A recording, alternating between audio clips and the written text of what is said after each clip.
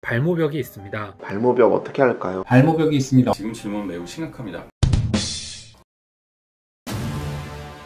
발모벽은 정신의학과적으로 완전히 치료자가 끝나지 않은 상태에서는 섣불리 이거를 수술을 하면은 안 될 것 같기는 해요. 왜 진짜 또 뽑거든요. 본인 의지만 갖고 안 뽑아야지 하고 그냥 이게 지나지 않더라고요. 일단은 발모벽이 있으면 무조건 최근에 한 1년 정도는 전혀 뽑은 기억이 없다. 뭐 이제 이런 정도로 체계가 잡혀 있는 상태에서 그 다음에 수술을 진행을 하고 있고요. 몇 분 계셨거든요, 제가. 그래서 예전에 기억나는 분 여자분이었는데 20대 분이셨는데 고등학교 때부터 뽑으셨대요. 그래서 여기가 이만큼이 없었어요. 이렇게 가르마 라인 주변으로 정말 맨들맨들하게 6개월 정도 이제 조금 이제 고쳤다고 이제 생각을 하시더라고요. 그러니까 1년까지는 아니고. 그래서 그 어머니랑 이제 사실 이게 굉장히 심리적인 상담까지 이제 같이 들어가야 되는 부분인데 결론적으로는 이제 수술을 했어요. 그리고 1년 차까지도 이제 경과도 굉장히 좋으셨어요. 지금 벌써 한 4, 5년 된 것 같아요, 그분이. 근데 뭐 아직까지 안 오시는 거 보니까 다 고치셨는지 아니면 다른 병원 가서 2차 수술을 하셨는지 모르겠어요. 근데 어쨌든 발모벽 있으면은 심하면은 수술적 치료가 저는 필요하다고 생각을 하고 어떤 심리적인 치료도 완벽히 된 상태에서 하는 것이 아무래도 조금 더 안정적이겠죠. 그렇게 생각합니다. 벽이라는 것은 자기가 스스로 의지로서 멈출 수 없는 행동을 뜻합니다.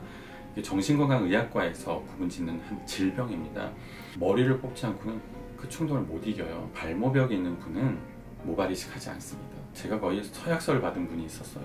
귀 뒤쪽, 왼쪽 귀 뒤쪽에 모발이 없습니다. 왠지 아세요? 보통 가장 흔한 발모벽의 유형이 오른손으로 공부를 하거나 업무를 보면서 그 스트레스 때문에 놀고 있는 왼손으로 이 왼쪽 귀 뒤쪽에 머리를 뽑는 거거든요. 그럼 딱 보면 선생님, 제가 희한하게 왼쪽 귀에만 탈모가 있어요. 그건 발모벽인 걸 거의 바로 알 수 있는데 그분에게 아무리 물어봐야 저는 지금 뽑지 않아요. 저는 완벽하게 치료가 되었어요.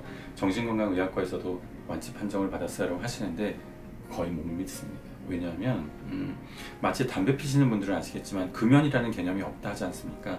내가 평생 의지로 담배를 안 피우는 거지 나는 작년부터 담배를 끊었기 때문에 담배 생각이 나지 않는 게 아니라 합니다. 발모벽도 마찬가지라 합니다. 뽑을 머리카락이 더 이상 없어서이지 머리카락을 침으면 다시 뽑는다는 게 저 개인의 경험뿐만 아니라 선배님들, 스승님들, 동료분들의 경험담도 그러합니다. 그래서 발모벽의 치료는 정신건강의학적인 접근이 제일 1순위고요. 이게 완치가 있다는 얘기를 못 들어봤는데 그래도 주관적으로 혹시나 하는 생각에 제가 이거 정답 아닙니다. 그 상태에서 뭐 5년 이상 지났다면 뭐 일부 필요한 모수가 1000모다 그러면 한 200~300모만 심어보고 그 모를 5년 이상 또 관리 유지하신다고 하면 나머지 필요한 뭐 800모를 추가적으로 완벽하게 심는 게 좋지 않을까 라고 생각합니다. 그럼 치료 원칙은 발모벽이 있는 분은 모발 이식을 하지 않습니다. 진료를 보다 보면 발모벽 환자분들이 심심치 않게 오죠.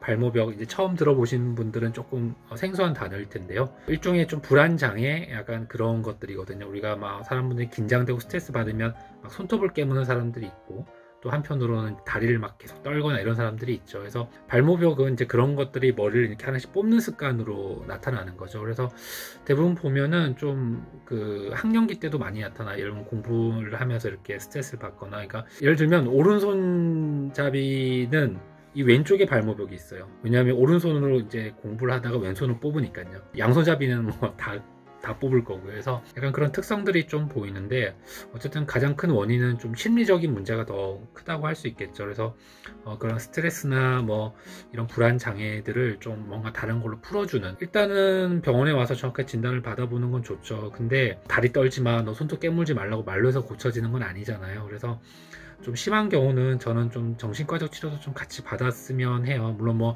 정신과를 가셔서 뭐 약을 뭐 이상한 걸 뭐 그런 건 아니지만 뭐 예를 들면 행동치료라든지 좀 그런 뭐 항우울제, 항불안제 이런 거를 또 복용을 하셔서 조금 그런 걸 해주면 증상도 많이 좋아지는 것 같아요.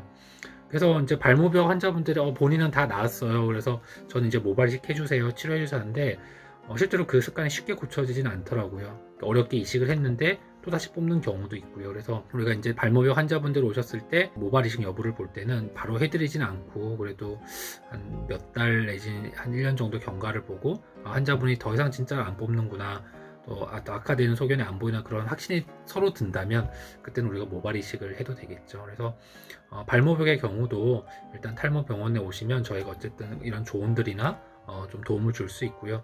또 그런 게 계속 발모벽을 하다 보면 당연히 모발이나 모낭 조직이 손상될 수밖에 없거든요. 또 그런 부분을 저희가 또 케어해 드릴 수 있기 때문에 어쨌든 병원에 한번 내원하셔서 정확한 진료를 받고 또 심한 경우에는 저희가 정신과랑 또 협진해서 이렇게 좀 도와드릴 수 있을 것 같습니다. 일단 이게 강박에 의한 거거든요. 정신적인 스트레스에 의한 거기 때문에 충동 장애의 일종으로 봐야 돼요. 그래서 모발 이식이나 탈모 치료를 하는 게 능사가 아닙니다. 그 모발 이식 교과서라든지 우리가 학회 같은 데에서 전문가들의 얘기를 들어보면 모발 이식을 해놔도 다시 손이 가거나 해서 또는 치료를 해놔도 손이 가면 결국은 효과가 하나도 없어져요. 그래서 손대지 않는 게 먼저 그게 치료가 되어야 됩니다. 그래서 정신과 치료를 먼저 권해요. 이게 정신과라는 게 꼭 정말 미친 사람들만 하는 게 아니라 이런 어떤 충동 장애, 어떤 중독, 알코올 중독이라든가 담배 이런 것도 다 정신과에 가서 치료를 하거든요. 그래서 그런 관점으로 일단은 손대지 않게 만드는 게 먼저예요.